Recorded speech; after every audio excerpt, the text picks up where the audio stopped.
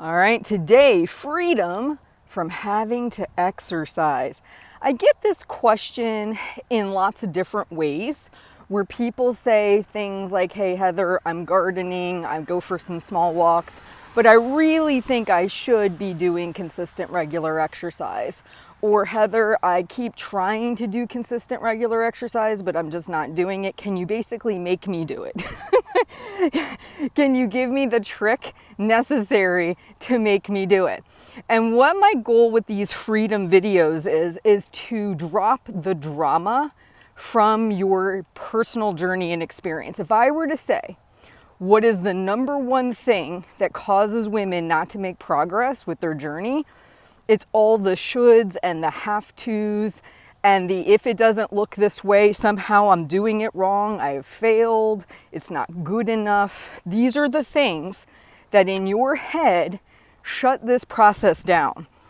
The less rigid rules you have, the less hard expectations you have, the more likely you will be to succeed and actually make progress, which I know is totally counterintuitive to everything you're going to see on Instagram, which is, hey, do this program for 30 days and you too can have these rippling abs. And, just buy this one thing and with 4 easy workouts every week, you too can have X, Y, and Z, this wonderful voluptuous booty, whatever the thing is, right? So you say, okay, that sounds like it makes sense. It's only 4 workouts, Heather.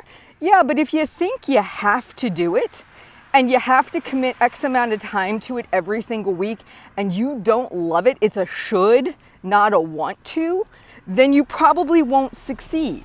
So stay with me here. What I have done, the reason I feel that I've been successful with fitness, not because I think I have to, not because I think I should, I actually like how I physically feel when I move my body. I enjoy the after process. I like how I feel. But here's what I do. I don't say Heather has to do X, Y, and Z. I don't put myself on time commitments. I got to do a 40-minute this or a 30-minute that. I, every day, book out time to move my body. I get to choose what I do and how long I do it. It can be a lovely walk like today with you, videotaping a thing for YouTube. It can be doing a fitness video on YouTube. It can be me going to the gym. It can be me stretching in my bedroom on the floor. It doesn't matter. I am more concerned, if I'm thinking of me at 50s, 60s, 70s, of consistency over time. But if I put myself in a rigid situation, Heather has to do 3 strength training workouts every week. They need to be 45 minutes in length. This and this and this needs to happen. Heather needs to get in so many steps every day, and this and this and this needs to happen. And what I'm basically doing is creating my own self-sabotaging cycle that will allow me to eventually quit on my goals. Hear me on this. You do this in other areas of your life, not just fitness, not just weight loss. I had a client this morning leave me a voicemail message, and she said, Heather, I think I'm seeing something. I want to run this marathon, and I have told myself that the only respectable time is 6 hours or less. And she goes, and I realize how that's working against me mentally. Exactly. That's exactly what we're talking about here. What if she just said, I'm going to show up on marathon day. I'm going to train. I'm going to enjoy the process of training. And whatever time I get, right? There's no respectable time. The fact I showed up, I ran, good enough. What if we did that? You know what? It would make her workouts more enjoyable. It would make the experience more enjoyable. But if she really holds on to that 6-hour belief and she really doesn't think she's going to do it and she's halfway through her training, isn't there a greater chance, and I want you to be honest with yourself, isn't there a greater chance she probably will quit prematurely because she has this expectation or this kind of rule, this rigidity around this experience, and that's a reason for her to bail. Because what you'll say is, oh God, I've only got 3 more months left to train. I'm never gonna get to 6 hours or whatever it is. So why am I even doing this? Well, you're supposed to be doing this because you enjoy how it feels. You enjoy the process, and it really isn't about the race. Like if the race got shut down the day of, Did you enjoy all the practice and the runs and the experience of it? If the answer is no, then don't do it. If you love what you're doing, do it because you love what you're doing. But drop the hard expectations, drop the drama. You do not have to exercise if you don't want to. You want to do it because it feels good to you and because it's something you enjoy.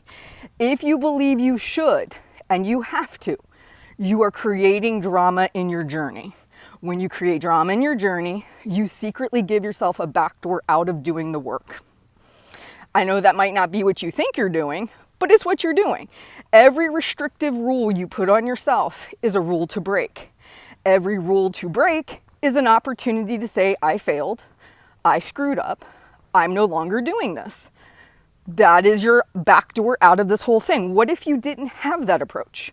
What if you said, I'll exercise in a way that feels good to me. I'm only going to commit to 10 minutes every day. Whatever I choose to do in that 10 minutes, I choose to do in that 10 minutes. That's it. How would that be different? You almost can't fail, right? Because as long as you get up for 10 minutes and you walk around your house, you got 10 minutes of movement in. But as soon as you start putting those big qualifiers on it, those big expectations, you start really outlining with detail what it has to be. That's when we get into the drama soup. That's when we say, there again, I said 30 minutes, I was going to strength train today, didn't do it. Obviously, I am just a loser. I'm failing at this. I'm never going to get this down. So you know what? Screw it. Let's just get the pizza tonight. Right? Like, how many times has that actually happened to you? You make the rules, you break the rules, you create the drama. You don't create the drama when you don't make the rules to begin with that are rigid and harsh and have all these stipulations. Drop all the stipulations, make them super vague to where you can't not do it. Make it almost impossible. Make that your mission. How can I make fitness almost not able to be failed? How can that look differently? Maybe it's you every day you walk out to the car, you circle the car 3 times. That's your fitness. Lower the bar to the point where you either A, enjoy it, or B, that it is so doable you can't fail. Once you build up that self-confidence, once you start to see yourself actually executing the plan, you can always add on. See, that's the problem. We always think we have to start out at 100%. I say start out at 1. Start out at 1%, circle the car 2 or 3 times before you go to work. You can then move up to 2% and then 5%. Eventually you can hit 100, but you don't have to start out at 100 yet. That's what we do to ourselves. We say, oh, this is what the perfect week of exercise must look like for me. And when I don't execute it, again, drama. Oh, woe is me. Never gonna get this. Failure once again. Quitting once again. You can't fail and you can't quit when you're starting at 1%. It's like, oh, circle the car 3 times? Sure, I can do that. See, this is the difference. And this is why I'm encouraging you, drop the drama. You're free from having to exercise. You're free from the shoulds. You don't have to do any of it. Let's be honest. More often than not, you probably don't. That's why I get the emails I get, right? That's why I get people saying, how do I do this? How do I make this consistent? How do I stick to it? Drop your level of expectation. Drop the shoulds, drop the have to. Stop making it a misery for yourself. That's number 1. And what will happen is the less drama you create around it, the more likely you will be to do it. And then once you get consistent with 3 walks around the car every day, you might go down the block and come back. We're up to 2-3%. Then you might go all the way around the block. Maybe we're up to 10%, right? We can build on the foundation, but without a foundation, there's nothing to build on. So just hear me on that. You don't have to work out. There is no should about it. Make it to where it's so drama-free, it's enjoyable, it's not restrictive, it's not a big to-do. So that way you don't have something, once again, to say, I can't do it. I'm not doing it. I'm creating all this mental drama in my head, and now I'm failing and quitting once again. All right, guys, I hope these videos are helpful. Please like and subscribe. Share these videos if they're going to help somebody that you know, and let me know how I can better serve you. I'll talk to you soon.